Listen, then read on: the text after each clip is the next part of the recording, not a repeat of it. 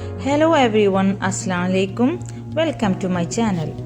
ഇന്ന് ഞാൻ garden radish കൊണ്ടുള്ള ഒരു സിമ്പിൾ ഇന്ത്യൻ റെസിപ്പിയാണ് ഉണ്ടാക്കാൻ പോണത്.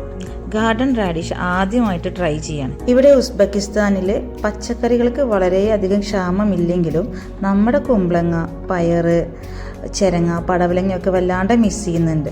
അങ്ങനെ ഇരിക്കുകയാണ് ഇവിടെയുള്ള പച്ചക്കറികൾ കൊണ്ടൊന്ന് ട്രൈ ചെയ്ത് നോക്കാം എന്നുള്ളത്.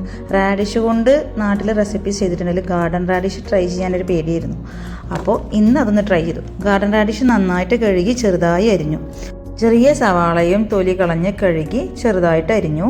ഒരു പച്ചമുളകും പകുതി മാത്രമേ എടുത്തുള്ളൂ, ചെറുതായിട്ട് അരിഞ്ഞു. ഒരു ചൂടുള്ള പാനിൽ 1 ടേബിൾ സ്പൂൺ വെളിച്ചെണ്ണ ഒഴിച്ചു, കടുക് പൊട്ടിച്ചു. ശേഷം ചെറിയ ജീരകവും ഇട്ട് കൊടുത്തു കേട്ടോ. ഒരു 1/4 ടീസ്പൂണോളം മാത്രമേ ഇട്ടിട്ടുള്ളൂ. അതിനുശേഷം നമ്മുടെ അരിഞ്ഞു വെച്ച പച്ചക്കറികൾ ഇട്ട് കൊടുത്തു. അതായത് ഗാർഡൻ റാഡിഷും നമ്മുടെ സവാളയും പച്ചമുളകും. പിന്നെ ഒരു 1/4 ടീസ്പൂൺ മഞ്ഞൾപ്പൊടിയും 1/2 ടീസ്പൂൺ മുളക് പൊടിയും 1/2 ടീസ്പൂൺ ഉപ്പും ചേർത്ത് കൊടുത്തു. നന്നായി ഇളക്കി കൊടുത്തിട്ട് സ്റ്റൗ സിമ്മിലിട്ടുകൊണ്ട് നന്നായിട്ട് അടച്ചു വെച്ചു.